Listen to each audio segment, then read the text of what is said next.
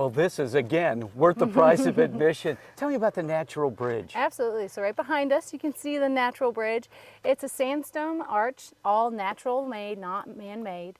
It's about 60 feet high, 20 feet wide, and 75 feet tall. So this is really the best way to see the whole length of the bridge. And then there is a historic CCC gazebo that was built by hand on the other side of the bridge. That's a really nice place to stop and take lunch. But every day, as you can see right here, all this sand, every day it's eroding. So we suspect that it's like 1 million to 2 billion years old. There's really no specific way to know for sure, but every day it's eventually eroding, slowly withering.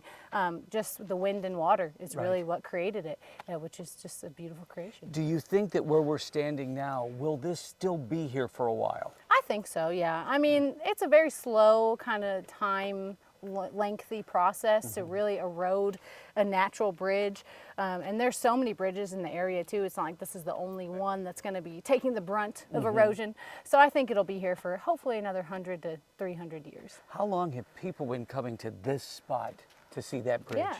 So I would say ever since early 1920s, that train ride that docked up here, folks would take the original trail and they would usually end right up on top of the bridge, and then they'd walk over here to Lookout Point and see the nice view that we're seeing right now.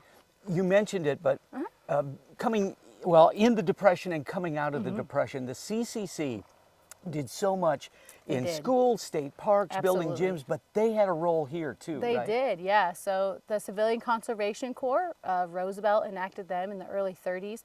They stayed on park in our Whittleton campground. It was called Camp Happy Valley, and they had all their bunkhouses over there.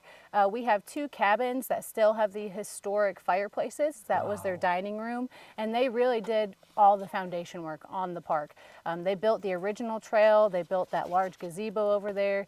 They assisted with all the shelters that are on the original trail. So if it wasn't for them and all their hard work, we wouldn't have any of the parks, like you said, national or state, that we have today. And that program not only gave primarily young men jobs, which they desperately needed, but they left a legacy for 100 years. Absolutely. And I like to tell folks when they're hiking on the original trail, you're hiking on a piece of history. Which, how many times do you get to say that? It's a wonderful experience. And I'm so grateful for all the work that they have done, because they just did it with sheer strength. They didn't have all the technology and inventions we have today, so I cannot imagine just all the effort, and I can't appreciate it enough. We actually have some historic photos. Someone in the area, her grandpa was in it, so they donated all their historic CCC photos to us, and I love to look at them because it's just really a nice perspective and eye-opening experience to, wow, we have this because of them.